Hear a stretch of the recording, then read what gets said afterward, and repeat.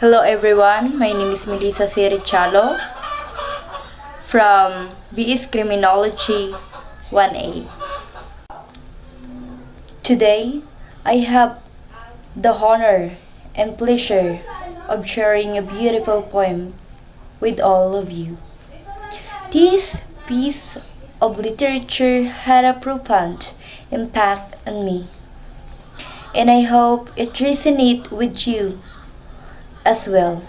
Without further ado, let us delve into the world of words and emotion as I recite this captivating poem. This poem, entitled Mga Bulong ng Kapayapaan, Mga Alingaw-ngaw ng Kasaysayan. Sa alingaw-ngaw ng nakaraan, kung saan ang digmaan ay nagdaan, pagdurusa at paghihirap ang nakamtan, mga taong nangangarap ng kapayapaan. Si Dr. Jose Rizal, sa kanyang tinta at ploma, pinuhay ang lahi, pinalaya ang diwa, isinakripisyo ang buhay, di nag-atupili, para sa bayan, para sa kalayaan na minimithi. Bonifacio, matapang at tunay, ang KKK ay kanyang binuhay. Sa bawat hakbang, sa bawat hiyawan, inilaban ang bayan. Di sumuko kailanman.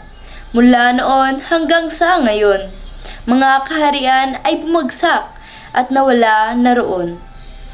Ngunit sa gitna ng laban at bighati, nananatiling buhay ang pag-asang minimithi.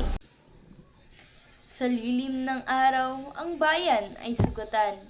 Ngunit si Hiniray Lunay, naroon di natitinag. Di sumusuko kailanman sa puso't isip. Siya'y pinanday ng digmaan, sundalong tunay, sa alab ng puso'y hinarap ang mga Amerikano para sa kalayaan ng bayan.